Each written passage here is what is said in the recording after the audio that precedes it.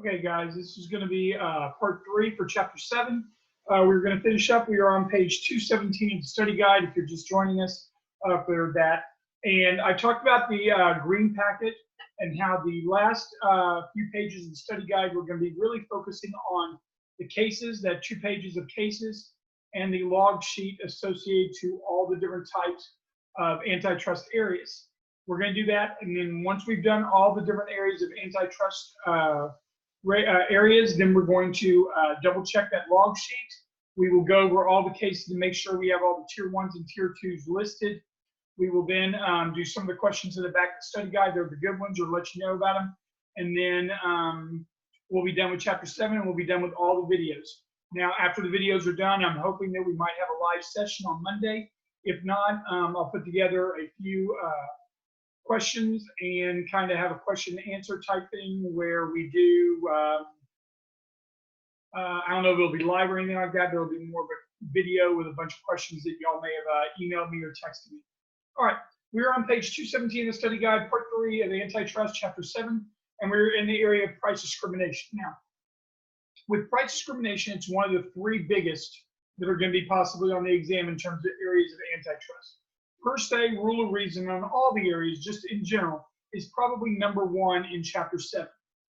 The second thing in chapter 7 is probably the most important is the 3 main areas: horizontal price fixing, price discrimination, mergers, and things associated to those that might be on the exam as well. All right, so if you look on page 217 of your study guide, it talks about Clayton's Section 2, restricting price discrimination.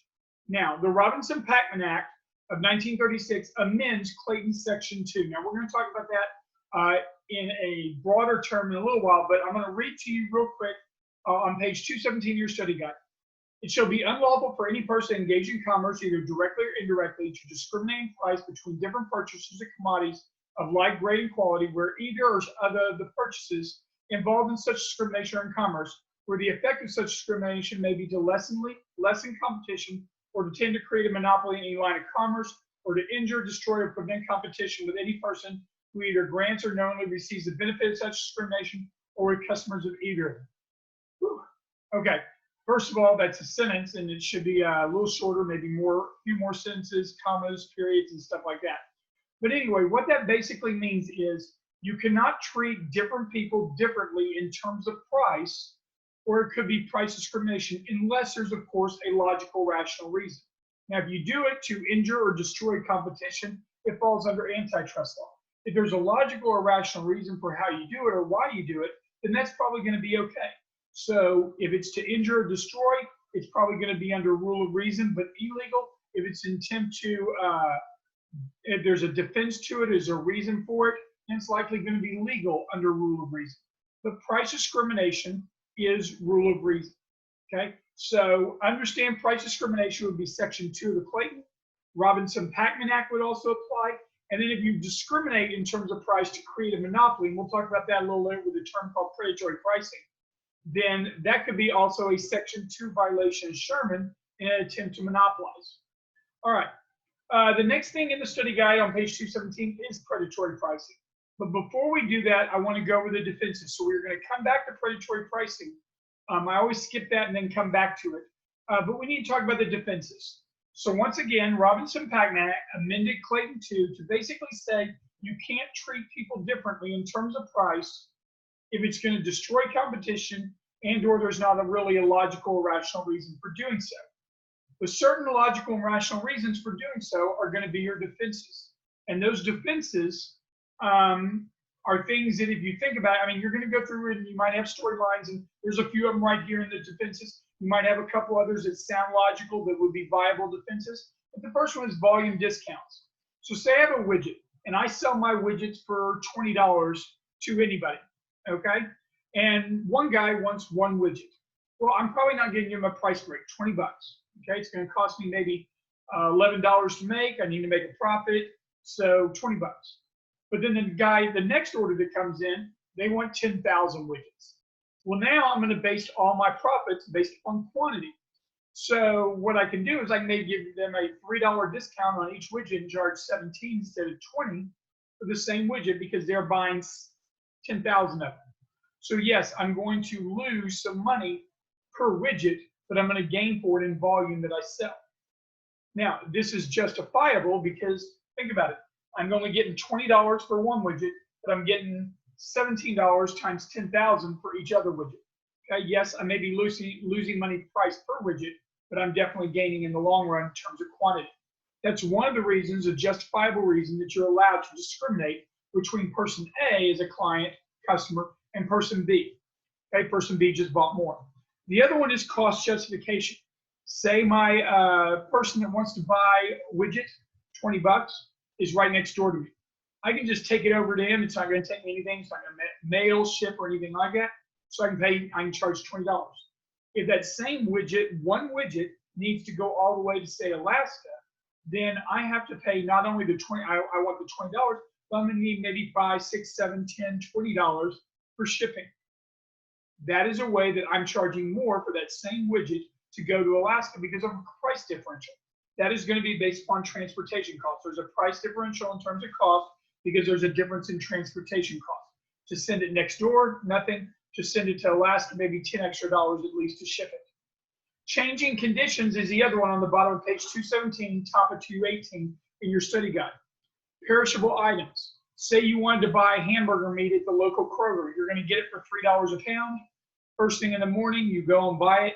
Maybe that same meat that's been out all day, maybe even the next day, somebody comes and buys it. It's a little green, a little browner than normal, not looking as fresh, but they put it down for $2.25. Well, it's become a perishable item. You can charge less for that good. And there's a reason, a justifiable reason for doing so. Seasonal goods would be the exact same thing. Think about it this way.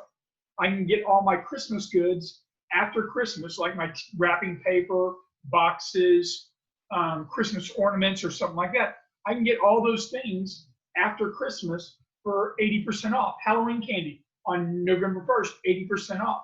Whereas if I buy it before October 31st, I'm probably paying close to full price sometimes. The reason is the seasonal time periods elapse. Therefore, you can charge one buyer on October 30th for the candy a different price than you charge for that same candy on November 1st. The season has ended. Same idea of a perishable good. Once it becomes less and less good to go, perishable, it becomes more perishable, or it's not as good, not as ripe, then you can probably charge a little less. Also, foreclosures would fall into there. Court-ordered judicial sales. It would be less than the average price would be in there. Now, the other thing in defense is meeting competition. This is on the top of page 218 of your study guide. But for meeting competition, there's one thing that we need to go over. You may meet the price of competitors, but if you go below their price, then you must do it in good faith, i.e. you have a justifiable reason. But if you go way too below price of a competitor's good, then we have an option, or we have a possibility of what we call predatory pricing. And that is what I told you we were going to come back up a little bit later on. Now, if you go back to page 217 of your study guide, in the middle of it, it talks about predatory pricing. And predatory pricing sounds bad, and it probably is. But in order for predatory pricing to exist, we are going to have 3 specific criteria occur.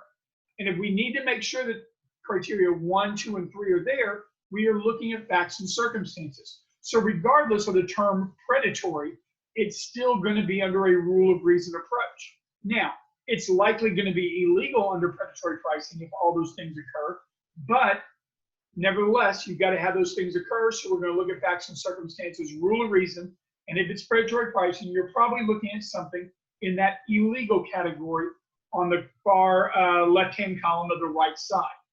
So let me think about this in terms of predatory pricing. There's a case, Utah Pie Company versus Continental Bacon. I usually illustrate this because it used to be a tier 1 case, a big tier 1 case. It's probably still in tier 2 because he has it in his test bank, but it's not near as frequent. He doesn't have it in the new study guide and really doesn't go over it very much in class. So it's really not one that you're probably going to get, but let me go over it anyway because it illustrates the point in predatory pricing really well. Say there's a couple of companies. Say there's Utah Pie, there's Continental Baking, there's Denver Pie. They all sell their pies for $7 each, and it costs them say $4 to make. So you're going to choose as a rational consumer between 3 pies that are all $7. You're going to choose either A, the one that tastes the best for the same price, or the one that's closest to you that you can get if you don't really care or there's not much of a difference in terms of the price. So therefore, your decision in buying pies that are all the same price is going to be either taste and or location or proximity is likely going to be. Okay. Now, if all of a sudden Utah Pie Company was to say, you know, we're going to sell our pies for $5 instead of $7, then all of a sudden there might be a rush for their pies. It's $2 cheaper. College students such as y'all would probably be like, ooh, I can save some money. We'll go ahead and buy the cheaper pie. It may not be as good, but it's $2 cheaper. We're going to get it. Okay. Well, then Continental Baking and Denver Pie, in order to compete with Utah Pie, would have to lower their price to $5. Now, all of this stuff right here is pretty darn good for the consumers, so we're likely going to allow that price war to continue.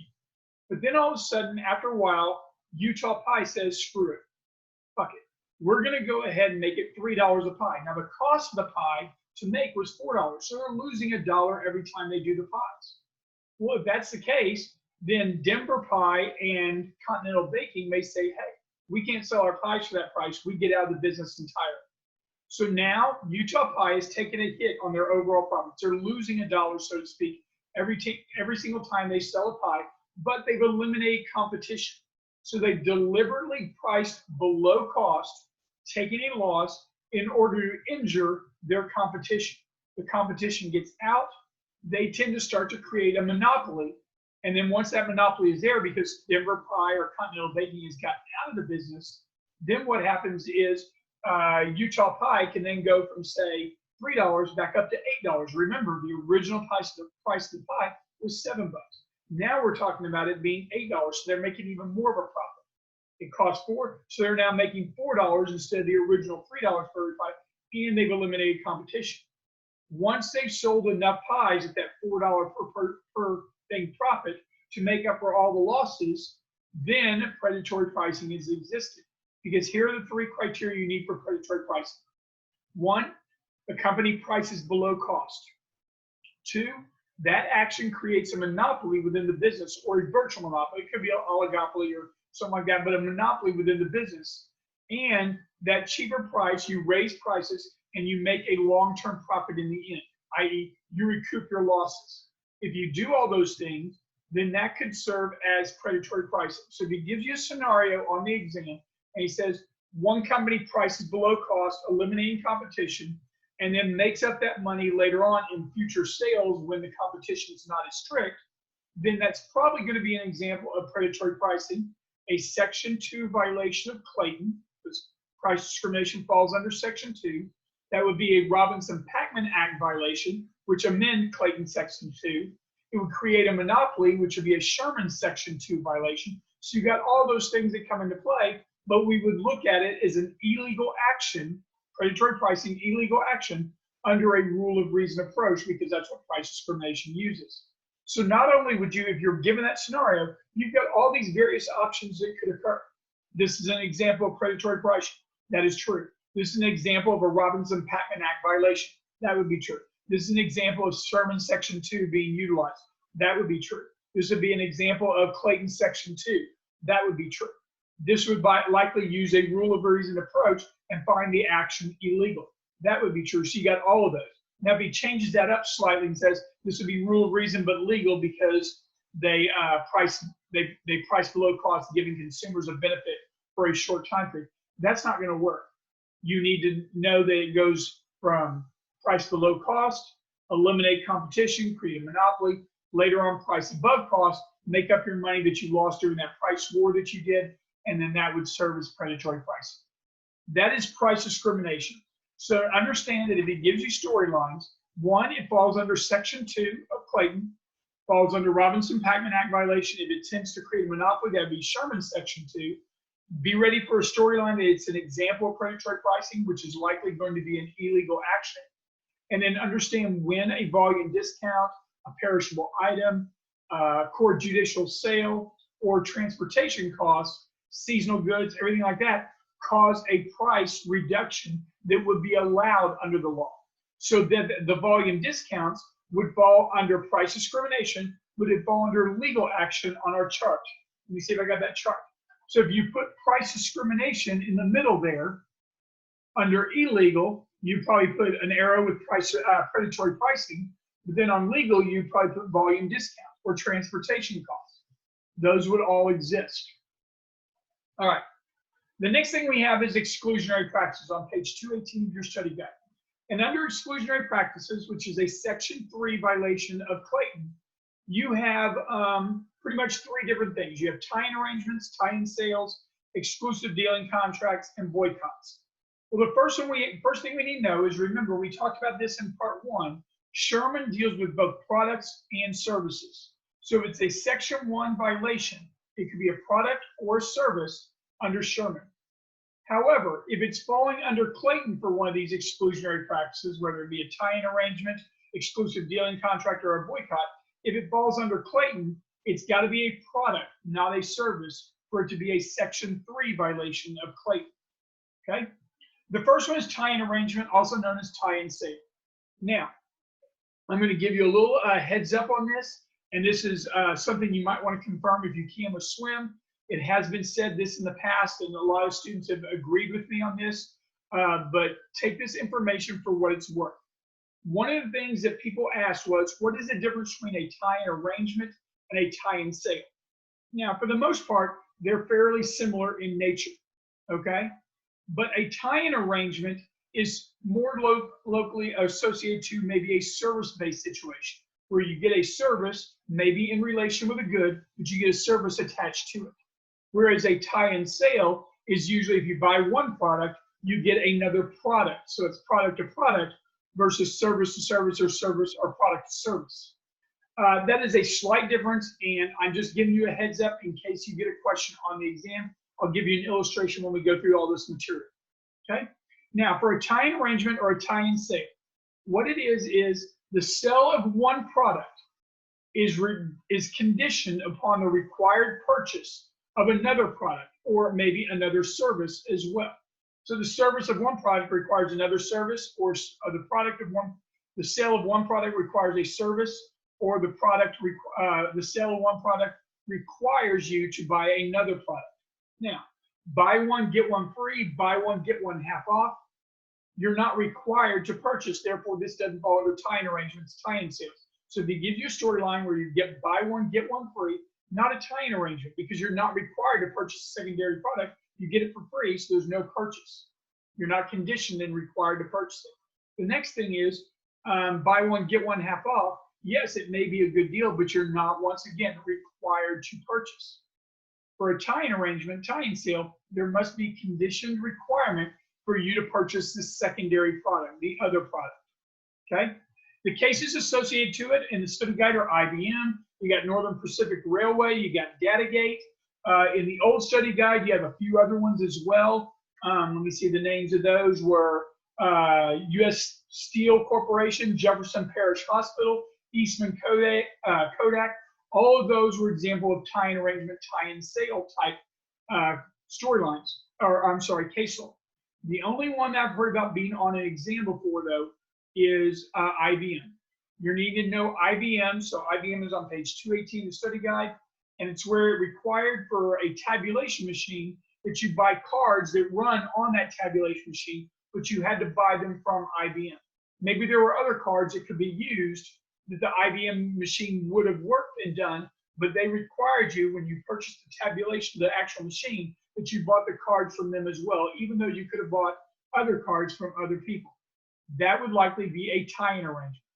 Now, here's the thing. Tie-in arrangements under your chart, what is it, number, I think tie-in arrangements might be number 9 or 10. Let me check real quick. I gotta get the log sheet. I apologize for not having it in front of me. Tie-in arrangements are number 9.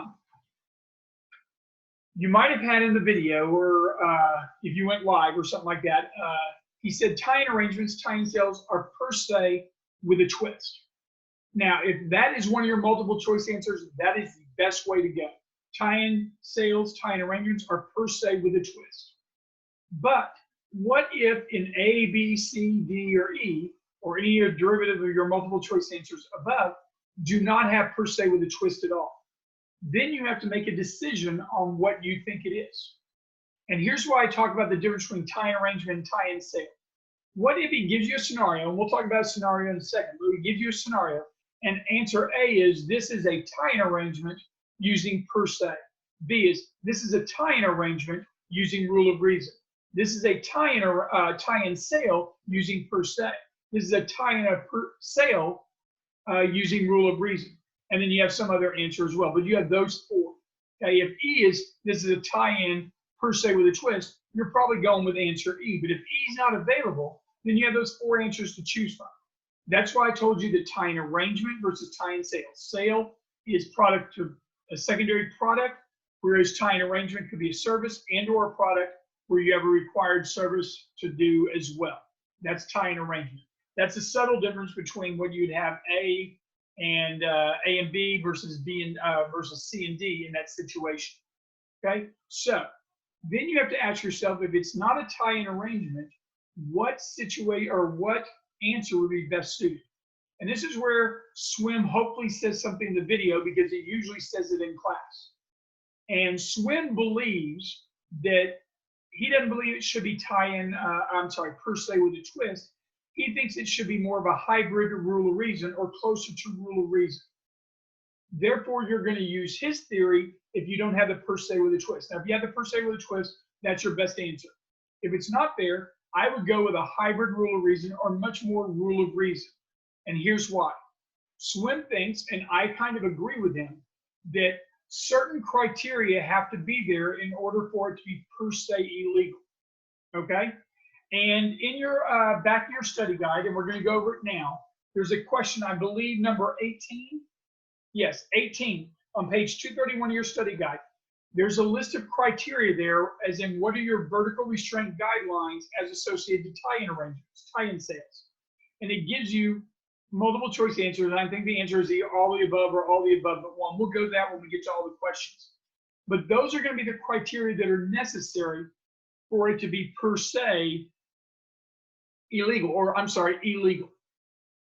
So if you have to look to see if those three things are there, in order for it to be illegal, in that rule of reason, look at the facts and circumstances before rendering a decision. I think that Swim's idea as well, why he thinks it should be hybrid rule of reason. And I don't disagree. Because if you think about it in terms of what we just discussed with predatory pricing, those three criteria, price below cost, eliminate competition, therefore create a monopoly, use that price war after the price war is over, raise prices enough to make back your money that you lost during the price war. Those are all criteria that are necessary in order for it to be illegal. So you have rule of reason for that to figure it out if it is illegal. Here we're looking at those three criteria there. If they are there, then it should be illegal, yes. If they're not there, then we're looking at facts and circumstances, so we're really using a more rule of reason approach. So this is what I would look for. Now, if you can ask Swim, what's the difference between a tie-in arrangement and tie-in sale, and he gives you a more, if he says they're the exact same thing, go with that on the exam. If he gives you the subtle differences like I've heard in the past, go with that. That is the one worrisome I think I have, is if I'm saying that based upon 5-6 semesters ago when he said to somebody, and I'm going with that, and then all of a sudden he doesn't think that way anymore, he doesn't think that's the right way to do it, or doesn't care about that, then I'm given added information that may not apply to a given situation. But understand, Swim thinks it's hybrid rule of reason, but it is per se with a twist. If those criteria are there, it is per se illegal. But that's another way to say, basically, if the criteria are there, it's illegal. That's another way, just go rule of reason on your one side and then find the illegal category as well. Okay? So here's what I would do. On your little sheet right here, you can either do one of things. You can put your tie-in arrangements, tie-in sales right here, and put with a twist in parentheses on the per se side, or you can put under rule of reason for illegal and say hybrid rule of reason Swim. And that way you kind of got your mentality of, if per se with a twist is an option, then go that way. If it's not there with an option, then maybe go the other way with Swim. All right. Once again, all those cases, IBM, Northern Pacific, US Steel, Jefferson Paris, Eastman Kodak, and Datagate. Some of those still in the study guide, some not. The only one I've heard about being on the exam is a tier 2, and that is the IBM case on page 218, and finished it up just at the very top, page 219. All right, The next thing we have is on page 219 of your study guide, and it's exclusive dealing contracts. Now, remember we talked about vertical market restraints or vertical market divisions earlier, where a manufacturer tells a retailer they have a certain area, distributorship, a franchise, or something like that. So if a jean company a blue jean company was to say to the Buckle, hey, you have the Bryan College Station area, we're giving you exclusive rights to it, and nobody else can sell in the Bryan College Station area our jeans, then that is a vertical market restraint. If they say you have only College Station, they give another company the one in Bryan, then that would still be a vertical market division or vertical market restraint, where they're divvying up the area based upon a vertical system, not horizontal, like horizontal market divisions with the Suntar Roofing case. Okay? But here's the thing. An exclusive dealing contract is where a contract in which a seller stops a buyer from purchasing the seller's competitor's products. We have two major examples here at Texas A&M that we do this. One, in our athletic department. We have an exclusive dealing contract with Adidas. We don't have Nike. We don't have Reebok. We don't have Under Armour. We sell Adidas gear associated to it because we have an exclusive dealing contract with that company for athletics purposes. We also have an exclusive dealing contract with Pepsi. You're not finding Coca-Cola in the vending machines and stuff like that. Now, maybe a store that's kind of semi-attached to A&M will sell Cokes, but for the most part, we have an exclusive dealing contract on Texas A&M campus with Pepsi products, okay? So you need to note that. That's an example, all right? An exclusive dealing contract.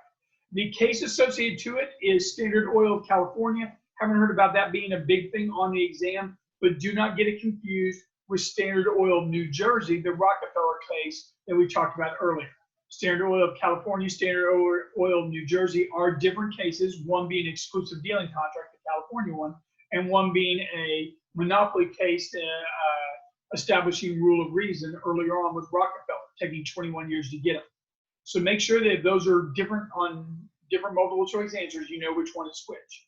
Now, what I want to do is combine vertical market divisions and exclusive dealing contracts.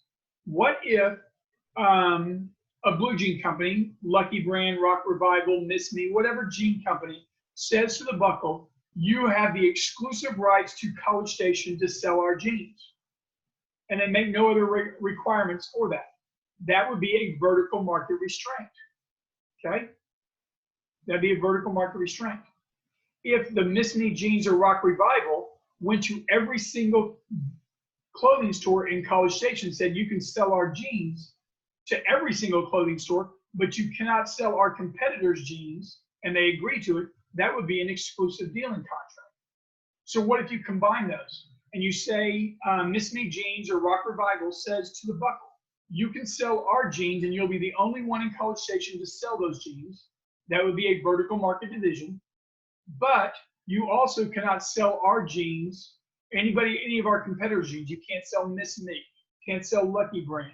You can't sell any of those if Rock Revival makes that agreement. That would be an exclusive dealing contract, correct? So if you combine both of those, you'd have a vertical market division, vertical market restraint, and you would have an exclusive dealing contract. Well, both of those are under rule of reason. So if you look at our log sheet, exclusive dealing contracts, number 10 is going to be rule of reason. All right?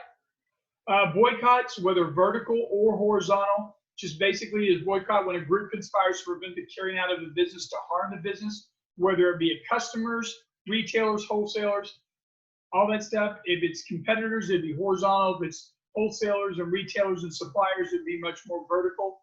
But regardless, boycotts are going to be per se illegal. They're also an example of an exclusionary practice. So the three types of exclusionary practices is boycotts, group boycotts, tie-in arrangement, tie-in sales, and exclusive dealing contracts. All those would fall under Section 3 violation of Clayton and would, depending on goods or services and stuff like that, fall under Section 1 of Sherman also. All right. The last one we have, the case law associated to it is Eastern States Retail Lumber Company. Haven't heard about that, so it's a tier 3. And then remind yourself that we talked about the FTC versus Superior Court trial lawyers under horizontal price fixing. Remember, it's also about group boycotts as well, which is going to be per se illegal. But horizontal price fixing was also per se illegal, but at least there was exceptions there. All right, The last area of antitrust law we have is mergers. Mergers is one of the bigger ones on the exam. So now that we've got all these, we're on the last one. Let's go ahead and fill out and make sure you've got everything correct on this chart. The areas of antitrust law, all 12. You should have for number 1, horizontal price fixing is per se with exceptions, also known as generally per se. Numbers 2, 3, 4, and 5, all are going to be rule of reason. Number 6 should be per se.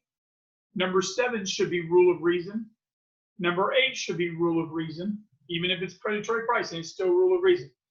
Tie-in arrangements, you might want to put per se with a twist. And then you might want to put hybrid rule of reason swim, because that's Swim's philosophy. Under exclusive dealing contracts, rule of reason, we allow them, i.e. the Adidas and i.e. the Pepsi, we allow them. Group boycotts are going to be per se. And do we allow mergers in America? Absolutely. So obviously it's not per se illegal for mergers, it's rule of reason. Okay? That doesn't mean that you can't have illegal mergers or mergers that are going to be denied, but we're going to have rule of reason. So number 12 is rule of reason. Now, the next 3 or 4 pages in the study guide are going to deal with mergers. First of all, there are a few different types of mergers. One, you have Texaco versus Texaco and Getty merged together. How is that going to be on the test? It's really more chapter 5. Remember Texaco versus Pennzoil? They got Getty to breach a contract with Pennzoil. They ended up merging with Getty. Texaco and Getty ended up merging after that, and they got sued for interference with contractual relations. But what they did when Getty and Texaco merged, that would be an example of a horizontal merger. The first thing we need to go over are what are the different types of mergers. There are 4, maybe 5 types of mergers that you need to know for the test purposes. And then we need to go over what SWIM will do in some of the questions that you have. First of all is a horizontal merger. What is a horizontal merger? What is horizontal? Competitors. If competitors merge together, then that is an example of a horizontal merger.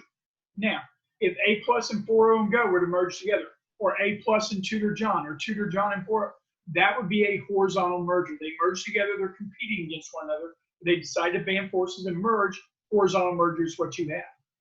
When we're talking about a vertical merger, it's up and down the business chain. That would be like a supplier of raw materials merging with the manufacturer, or the manufacturer merging with the retailer that sells it. Then, kind of eliminating certain distribution channels, maybe so. So say you're a paper company and you merge with a lumber company who used to give you the raw materials to make the paper. This would be an example of a vertical merger. Okay? So if you had a previous relationship, it would be a vertical merger. Now, the next 2 are market extension mergers. In a market extension merger, it can either be geographic or it could be product-based. When we talk about geographic mergers, they are in the same industry, they sell the same products, but they didn't really compete with one another, and therefore it's technically not falling under a horizontal merger exclusively. It's where companies that do the same industry, do the same products, and would have competed against one another, but didn't, maybe they're geographically spread out. If they didn't compete, and now they want to merge together, maybe one's on the East Coast, one's on the West Coast, they merge together, now they have encompassing the whole United States. Well, that would likely be a geographic market extension merger. The question arises on this is, what is the close proximity between the 2 companies, and or do they do any online sales or something like that? So say there's a company that sells whatever, widgets in Florida. And then there's a company in the state of Washington that also sells widget, but only in Washington. The other one sells only in Florida.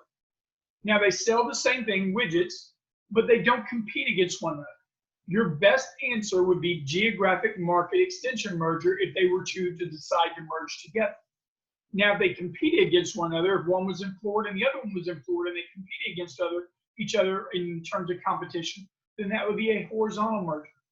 Now, the old professor before SWIM basically said it's going to be much more mutually exclusive. You're not going to combine these categories. Either you competed or you didn't compete against one another. Same industry, but whether you competed against one another. If you didn't compete, geographic market extension. If you did, it was just straight horizontal. If you look some of the questions in the back of the study guide at the very end, you'll notice that we have SWIM as kind of conglomerated. I don't want to use that word. melded those two together before. He's melded geographic market extension horizontal merger together. Since he makes the exam up, we're gonna merge those two together as well if we need to. Okay. So let me give you an example. The widgets are being sold in Florida. The widgets are being sold in Washington. If you're given only A, B, C, D, and E, and you don't have any other choices, it's not all melded together, your best answer is a geographic market extension merger. But what if that Florida manufacturer of the widgets sells not only in Florida, but online into all other 50 states in the United States, or all other 49 states, I guess? Then they compete against that company in Washington, at least in Washington. Then you could argue they're in the same industry, they compete against one another. That would be a horizontal merger, at least especially in Washington. What if they're Florida and they are Georgia? They're next to each other. They may be so close that they do compete against one another. But if he gives you a storyline, they sell exclusively within their state, and the other company sells exclusively and only within their state, then maybe geographic market extension merger is the best way to go. All right. Another example of this would be, what if you have flights that go from St. Louis to everything in the Northeast, New York City, Boston, Philadelphia, and all those things. So they have routes to and from St. Louis. And then you have another company who has routes from St. Louis to all the places in the Southwest, like Phoenix or Albuquerque or San Diego or LA. If you have that, these are two companies, two different airlines, but they don't compete against one another, even though they both have a hub in St. Louis. They don't compete against one another because their flights are going different directions. But what if a few of those flights from that company in the Northeast, let's call it Northeast Air, if a few of those flights also go to Phoenix, to San Diego, Albuquerque, LA, from St. Louis, then of course they competed in the Southwest. That would be a horizontal merger because they competed against one another. But if they didn't, and they only went to the Northeast and the other ones only went to the Southwest, then that would be a geographic market extension merger if those two airlines were to merge together. Okay? So the question on those is, did you have routes, airline routes into the other person's area? If you did, probably a horizontal merger. Okay? The next thing is product market extension merger, and that's where companies merge with one another when they make related items. When an item is related to one another, like an ice cream and an ice cream cone, if those companies merge together, that would be a product market extension merger. There's a logical link between those two products. Product market extension merger. Okay? Now make sure, if there's a logical link, that it wasn't raw materials to the maker, like the paper company and lumber company, because then that would be more of a vertical merger. Just a logical link, okay, with one another. An example of this would be maybe one company makes automobile tires, the other company makes automobiles themselves. Well, if they need to buy tires, if the previous tire company sold all their tires and did all their tires to the automobile manufacturer, then that might be a vertical merger because raw materials going into a different one. If it's, I never had a business dealings with you, I sell tires, and now we're going to merge together because you make cars, and now we're going to use our tires for our cars. Now they're all together. That may be more of a product market extension merger. Now, the last one is called a conglomerate merger, and that's why I stopped myself when I said conglomeration. Conglomerate merger or diversification. Diversification or conglomerate merger are the same thing. When we talk about conglomeration or diversification, we're talking about businesses that are unrelated to one another. They have no logical link, but yet they merge together. It would be like saying a company that makes breakfast cereal merging with a company that makes light bulbs. There's no logical link between those products other than I usually eat my breakfast in the light, but there's no logical link between them. Therefore, that would be, if those two companies merge together, a diversification and or conglomerate merger. Now, he has storylines on all of these different merger situations. Horizontal, market extension, geographic, or product. He has vertical, he has conglomerate and or diversification mergers. He has all of those. And that's why mergers, that one has a lot of questions on the exam. One, he has one about tires and merging together and shoes and stuff like that. We'll go over a shoe one a little bit later on if we have time. All right, now we're down to, under mergers, little itty bitty things that are found for the next 2 pages of the study guide that are going to come into play for the exam. And then we have the exceptions to antitrust law that we need to know. One of the little bitties is on bottom page 220 of your study guide, and that's the Hart-Scott-Rodino Antitrust Improvement Act. Now, the Hart-Scott-Rodino Antitrust Improvement Act basically says for a potential merger, and these are big mergers, like $70 million or more mergers minimum. Okay, so it wouldn't be an A+ and 4O and go remerge together. That's a horizontal merger, but it wouldn't fall under this because of this pre-notification, because we don't make $70 million yet.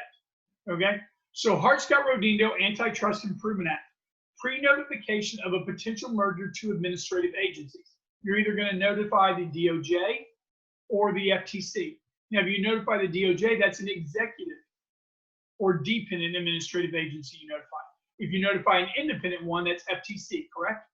So you're going to notify either the DOJ or FTC about a potential merger. And there, whether it's an independent, FTC, or dependent, Department of Justice Antitrust Division, once you notify them, they're going to decide whether or not they're going to allow a merger to exist or not. They're going to give them time to decide whether or not they want to allow a merger to exist. They're going to have guidelines they're going to come up with, whether they're going to allow that legal merger to exist. Now, one of the guidelines they use is on page 221 of your study guide. So, in the Hart-Scott-Rodino Antitrust Improvement Act, remember we talked about 5 acts earlier on. You have the Clayton Act, you have the Sherman Act, those are the big 2. Then you have the FTC Act of 1914. You have Robinson-Patman that we just talked about in price discrimination. And now you have the Hart-Scott-Rodino Antitrust Improvement Act. Okay? Anyway, within that, they have factors and guidelines on whether or not they're going to approve or not approve a merger under this Hart-Scott-Rodino that they must be notified. One of the criteria, or one of the factors that they use is market concentration. And they use what we call the HHI, or Herdenfall-Hirschman Index. It's on page 221. It's been updated from the previous older study guide. Well, the previous one before this. This newest study guide that you have this semester really honestly is just retyped a little bit nicer and stuff like that. There is some additions, but the HHI was just a little blurb in the old study guide before that. And the HHI basically is a way to determine whether or not the 2 companies that merge together would have too much power within the relevant market. Relevant market is just the market share in a market that they have. Now, if you look on numbers 3, 4, and 5 in the middle of page 221 of your study guide, it tells you whether or not a pre-notified merger is going to occur, not occur, or likely will occur. Here's the thing. You can look and see how they do the math, but I don't think there's going to be a math-related question, but it's right above that. But if the 2 companies, HHIs, together are less than 1,000, then when they merge, if it's below 1,000 to start, the merger will likely be allowed by the DOJ or FTC. HHI is not going to be enough. It was too low to begin with. They're going to probably allow that merger. Now, if the HHI before the merger was between 1,000 and say 1,800, then they're really going to decide whether or not. They're going to have to look at other factors. But if the HHI goes up more than 100, and 100 basically equals 10% addition, if it goes up more than 100, and it's within that 1,000 to 1,800 range, it's likely not going to be allowed. If it's under 10% or under 100, then it's likely possibly going to be allowed. But that 1,000 to 1,800 is kind of wiggle room range. And the rule is if it goes up more than 100, likely going to be not allowed. If it's a greater than 1,800 to start, the HHI is greater than 1,800, the merger will likely be disallowed completely. Okay? Now, when we talk about that merger, we have also possible defenses well on the last page over. Okay? Some of the defenses are failing firm. If the business is going to go out of business, why not let them merge together? They still probably have something good that they could give to the other company, make it more efficient, stuff like that. So say, for instance, we're talking about the tutoring system in Texas A&M University. You got 4O and Go, you got A+, you got Tutor John. They all have a significant enough percentage. Well, what if one was about to go out of business? Rather than just go out of business and only have 2 tutoring companies that can then probably raise their prices, maybe one merges with the other. They're already going to be down to two anyway if they go out of business, but maybe they merge with another one and they can become a little bit better at what they do, maybe a little more efficient. They make a little bit more money that way, and they maybe don't have to charge as much per hour because they're getting more students. Okay? So failing firm defense. If one's going to go out of business because it's failing anyway, regardless, if it was going to go out of business, it was going to lower the number of competitors in the marketplace anyway. Why not let it merge with one as well? Okay? Lack of power in industry. This is one, U.S. General Dynamics is a case. I wouldn't worry about it too much. So say we get this question, and it says that company A has 43% of the market. Company B has 49% of the market. So between them, they have 92% of the marketplace. And they ask the FTC or DOJ to merge together. Now, using that HHI index without knowing the exact numbers, it's probably somewhere over 1,800 to start. Should probably deny the merger. FTC or DOJ, depending on if you go independent or dependent, is going to deny that merger. But what if in the multiple choice question, it asks, if the FTC approves the merger, what is the likely reason or rationale? And probably the legal reason or rationale is because of lack of power in industry on page 222 of your study guide. And what this simply means is, even if one company has 43% of the thing, and the other one has 49% or 92% overall of the industry, if it's an industry no one cares about, then it doesn't really matter. I'll give an example. What about 8-track tapes? These are things well before cassettes, which CDs did take over for cassettes. Then you have MP3 downloads, and now basically you got all the different systems that you have available. So certain things go out of style. Okay, laser disc. You have records, and you have laser discs, and you have 8-track tapes, and you have cassettes, and you have CDs, MP3 downloads. You're evolving. So what if we had all these 8-track tapes, and company A had 43% of the market share, and company B had 49% of the market share of 8-track tapes? No one uses this shit anymore. So one company has 43% of the 8-track shit, the market of shit, and the other one has 49% of the 8-track tape market or shit. You combine that together, you have 92% of 8-track tapes or shit. 92% of shit is still shit. FTC or DOJ wouldn't give a shit. Think about it that way. That would be lack of power in industry. Now, if the product is significant, then they're probably going to deny the merger because of the Hart-Scott-Rodino and the HHI being too high. All right? Now, throwing in that situation, what if we had, and just going off of that, what if the FCC had 20 different rules and regulations? Well, let's make it a text equivalent to the FCC. Had a bunch of 20 or 30 rules and regulations on how 8-track tapes were going to be done. Well, if we want to sunset those out because they no longer apply at the state level, that would be done on Texas Death Day, correct? It would be sunset laws to get rid of some of those rules and regulations that the administrative agency has. If sunset laws were done at the federal level, then the FCC could have all their rules and regulations eliminated on 8-track tapes, maybe even cassettes, because no one uses that stuff anymore. 93% of shit is still shit. Okay, so you can combine chapter 6 and chapter 7 for a potential question. All right. The last thing we have in chapter 7 that we need to go over are what are some exceptions or what are things that do not fall under antitrust law. Natural monopolies do not fall under that. Okay? Labor unions do not fall under it. So if you're given a question on labor unions on your next exam, because chapter 8 is on your next exam, and that's all about labor unions. If you're given a question on labor unions, you can have a labor union, it just doesn't fall under antitrust law, okay? And the Clayton Act is what exempted labor unions. So if you want to put in your little chart on Sherman and Clayton, you might want to put under Clayton, exempted labor unions. Now, labor unions weren't created until 1935, but you won't need to know that until the next test. All right, agricultural cooperatives aren't under antitrust law as well. State actions or state regulated monopolies such as granting of liquor license or logging rights or firearms dealerships or something like that, those are going to be exempt as well. One that's been taken out, but he probably discussed in class or on the video, is the sport of baseball. Baseball, of all the professional sports, hockey, football, basketball, none of the other ones do, but baseball is exempt from antitrust law.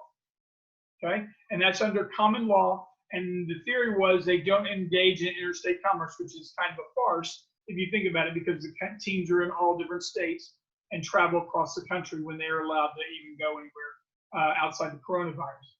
Okay, so those are the exemptions right there.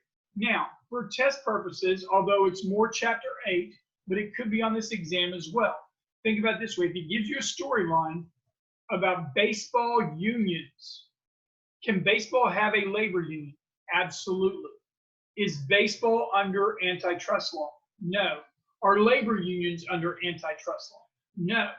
So even though baseball can have a labor union and would fall under all the labor union guidelines for Chapter 8, next exam, baseball and labor unions are exempt from antitrust law, so it wouldn't fall under antitrust violations. Okay, so note that. All right, that is the end of Chapter 7. The next thing I want to do is go over all the cases and make sure we have Tier 1s and Tier 2s ready to go. Then we'll go over a few of the questions in the back of the study guide that might be pretty good, although I think all of them still are too easy. So anyway, if you look at the 2 pages of cases, starting with Kraft. Kraft is a Tier 1. Brunswick is a Tier 2, although not as frequent lately. Standard Oil, the Rockefeller case, is Tier 1. Trenton Potteries, Appalachian Coal, Scony Vacuum, BMI, NCAA are all Tier 2s. And I'm almost ready to put Scony Vacuum into Tier 1 category if I hear about it another semester in a row. FTC versus Superior Court Trial Lawyers, Tier 2. Legan, Tier 1. FTC versus Indiana Federation of Dentists, Tier 2.